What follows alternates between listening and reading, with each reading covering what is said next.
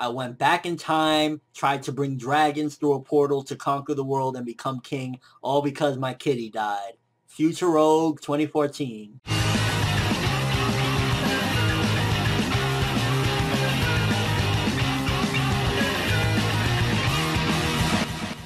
So we finally reached the end of the Dragon Festival arc. Natsu versus Future Rogue came to a close. All the dragons, all the fighting, all the carnage and chaos has finally ceased. First of all, I found it interesting that the 12 Zodiacs couldn't take down that gate, but Natsu smashing a dragon into it could. I guess that just goes to show the level of ferocity that the dragons have, that smashing one of them into the gate was enough to kind of fuck it over and shit like that. Because it wasn't really Natsu's strength. It was actually the dragons, you know, the impact of the dragon flying into that bitch. So definitely shows, again, how strong the dragons are. And I feel this episode definitely grounded at the end of the day Fairy Tail and kind of some of the complaints that people have about it. Because while Fairy Tail, you know, a lot of people win, you know, etc., you know, the problems and whatnot, it also showed that not one single person was able to slay a dragon. When Mavis said that, I was thinking to myself, you know what, she's right. They went in, they tried their damnedest, everybody was going full balls to the wall, but nobody could truly slay a dragon. And that just goes to show that even though, yeah, sometimes they come out on top with, you know, bullshit wins or whatever you want to say, they still have a long ways to go if they ever hope to,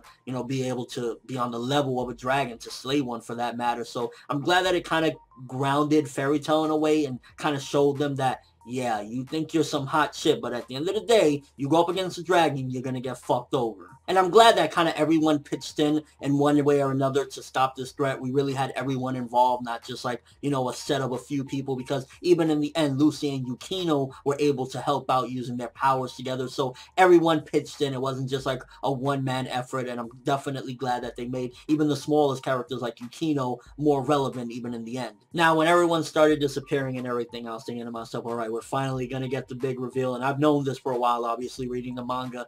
But basically, when Future Rogue lays it simple that Frost died and he'll die a year from our timeline, and that's kind of what made him go bad. And it just made me think to myself, wow, you know, the arc was pretty badass with a lot of action with the dragons. In particular, I feel the anime made the dragons look more ferocious and kind of did a better job overall handling this arc. At the end of the day, Future Rogue's motives was just kind of mad. Like, you did it over your cat. I understand to a certain degree these exceeds are a little bit more than just a cat. They actually talk, there's human interaction and whatnot. But to go back in time, try to slaughter the world and everything over a talking cat, it just, you know, it seems out of this fucking world that anyone would do that. So Future Rogue definitely a fucking nutcase, and it kind of leaves a little bit of setup as well for Natsu to look out for that. So if this cat does die a year from now, or is in a life or death situation a year from now, he might want to rethink letting that happen or really stay close by, because if that cat does die, maybe Rogue will ascend into that. And I hope this Rogue learns from this lesson, and even if Frost dies a year from now, which I doubt, but if he does die a year from now, I'm hoping this Rogue that learns from the mistakes of this guy and says, all right, you know what, he's dead, but that doesn't mean to conquer the world. And that kind of also shows the ferocity of the Acnologia.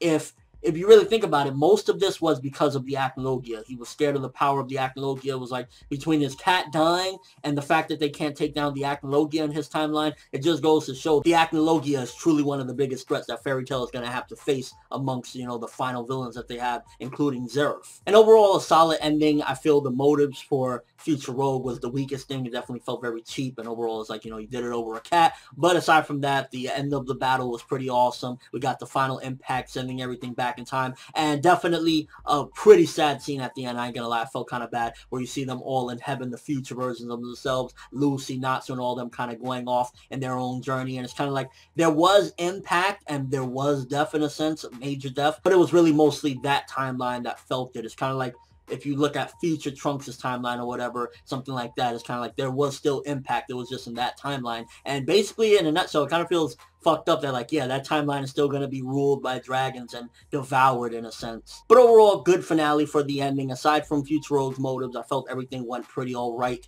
for the ending of this arc. Everyone had their moment to shine. Natsu finishing him off, and not like one of those fantastical ways. He actually had to have help from the Atlas Flame to crash him down, so it was a decent ending to the fight. Some of the scenes in the episode looked absolutely beautiful, so I was excited about that. And overall, again, it was a good finale for the most part for the end of this arc. Let me know what you guys thought of this episode. What did you think about the finale? What did you think about Future Rogue's reasoning? Again, His reasoning was it was like, wow, you know, over a cat. But nonetheless, all the actions that he's done, all the damage that he's, you know, kind of brought to this world. I mean, at the end of the day, Ultira is still fucked up and everything, so we got to see what's happening with her. And it was a pretty damn good arc overall, especially in the anime. I felt the anime just did this content way more justice. And your overall thoughts of the episode, but that's all I have for this review. Thanks for watching. Hope you enjoyed. If you liked anything I had to say or enjoyed the video, drop me a like. I'd greatly appreciate it. And if you haven't subscribed, if you could do so as well, that would be awesome. I'm ForneverWorld, and as always, people, have an awesome day.